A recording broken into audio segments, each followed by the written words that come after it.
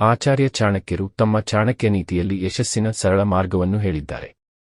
ಚಾಣಕ್ಯ ನೀತಿಯ ಪ್ರಕಾರ ಓರ್ವ ವ್ಯಕ್ತಿ ಮುಂಜಾನೆ ಎದ್ದು ಈ 5 ಕೆಲಸಗಳನ್ನು ಮಾಡಿದರೆ ಯಶಸ್ಸು ಆತನನ್ನು ಹುಡುಕಿಕೊಂಡು ಬರುತ್ತೆ. ಚಾಣಕ್ಯರ ಪ್ರಕಾರ ಮುಂಜಾನೆ ಎದ್ದಾಕ್ಷಣ ಯಾವ 5 ಕೆಲಸ ಮಾಡಬೇಕು? ಇಂದಿನ ಕಾಲದಲ್ಲಿ ಪ್ರತಿಯೊಬ್ಬ ವ್ಯಕ್ತಿಯೂ ಯಶಸ್ವಿಯಾಗಲು ಅನೇಕ ಪ್ರಯತ್ನಗಳನ್ನು ಮಾಡುತ್ತಾನೆ. ಆದರೆ ಇನ್ನೂ ಜನರು ಯಶಸ್ಸನ್ನು ಸಾಧಿಸಲು ಸಾಧ್ಯವಾಗುವುದಿಲ್ಲ. ಕೆಲವರು ಮಾತ್ರ ಯಶಸ್ಸನ್ನು ಸಾಧಿಸಲು ಸಾಧ್ಯವಾಗುತ್ತದೆ ಮತ್ತು ಕೆಲವರು ತಮ್ಮ ಶ್ರಮಕ್ಕೆ ಅನುಗುಣವಾಗಿ ಯಶಸ್ಸನ್ನು ಪಡೆಯಲು ಸಾಧ್ಯವಾಗುವುದಿಲ್ಲ. ಇದರಿಂದ ಕುಟುಂಬ ಸದಸ್ಯರು ಹಲವು ಸಮಸ್ಯೆಗಳನ್ನು ಎದುರಿಸಬೇಕಾಗುತ್ತದೆ. ನೀವು ಜೀವನದಲ್ಲಿ ಯಶಸ್ವಿ ವ್ಯಕ್ತಿಯಾಗಲು ಬಯಸಿದರೆ ಆಚಾರ್ಯ ಚಾಣಕ್ಯರು ಹೇಳಿದಂತೆ ಬೆಳಿಗ್ಗೆ ಎದ್ದ ತಕ್ಷಣ ಈ 5 ಕೆಲಸಗಳನ್ನು ಮಾಡಬೇಕು.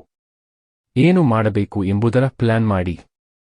ನೀವು ಜೀವನದಲ್ಲಿ ಯಶಸ್ವಿ ವ್ಯಕ್ತಿಯಾಗಲು ಬಯಸಿದರೆ ಬೆಳಿಗ್ಗೆ ಎದ್ದ ತಕ್ಷಣ ನೀವು ಮಾಡಬೇಕಾದ ಮೊದಲ ಕೆಲಸವೆಂದರೆ ನಿಮ್ಮ ಇಡೀ ದಿನದಲ್ಲಿ ಏನು ಮಾಡಬೇಕು, ಏನು ಮಾಡಬಾರದು ಎಂಬುದನ್ನು ಯೋಚಿಸುವುದಾಗಿದೆ. ಇದರಿಂದಾಗಿ ನೀವು ಸಮಯಕ್ಕೆ ಸರಿಯಾಗಿ ಕೆಲಸ ಮಾಡುವಲ್ಲಿ ಯಶಸ್ವಿಯಾಗಲು ಸಾಧ್ಯವಾಗುತ್ತದೆ. ನೀವು ಪ್ರತಿ ಕೆಲಸವನ್ನು ಸಮಯವಿಲ್ಲದೆ ಮಾಡಿದರೆ ನಿಮ್ಮ ಗುರಿಯನ್ನು ಸಾಧಿಸುವುದು ತುಂಬಾ ಕಷ್ಟಕರವಾಗಿರುತ್ತದೆ. ಯಶಸ್ವಿ ವ್ಯಕ್ತಿಯಾಗಲು ಜನರು ಆರೋಗ್ಯವಾಗಿರುವುದು ಬಹಳ ಮುಖ್ಯ. ಆದ್ದರಿಂದ ಸರಿಯಾದ ಸಮಯಕ್ಕೆ ಸಮತೋಲಿತ ಆಹಾರವನ್ನು ತೆಗೆದುಕೊಳ್ಳಿ. ಆಚಾರ್ಯ ಚಾಣಕ್ಯರ ಪ್ರಕಾರ ಯಾವುದೇ ವ್ಯಕ್ತಿ ಆರೋಗ್ಯದೊಂದಿಗೆ ರಾಜಿ ಮಾಡಿಕೊಳ್ಳಬಾರದು.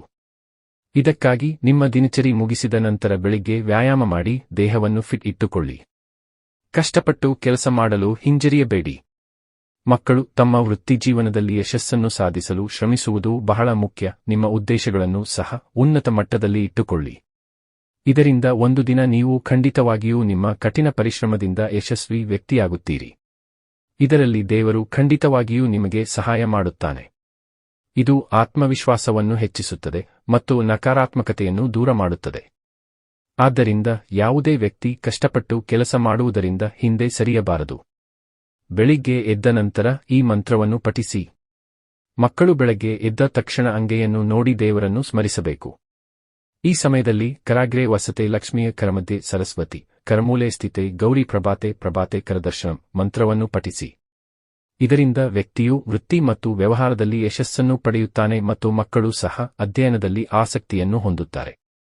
ಇದರಿಂದ ಮಕ್ಕಳು ಖಂಡಿತವಾಗಿಯೂ ಯಶಸ್ಸನ್ನು ಪಡೆಯುತ್ತಾರೆ ಮತ್ತು ಅಧ್ಯಯನದಲ್ಲಿನ ತೊಂದರೆಗಳನ್ನು ಸುಲಭವಾಗಿ ಎದುರಿಸಲು ಸಾಧ್ಯವಾಗುತ್ತದೆ.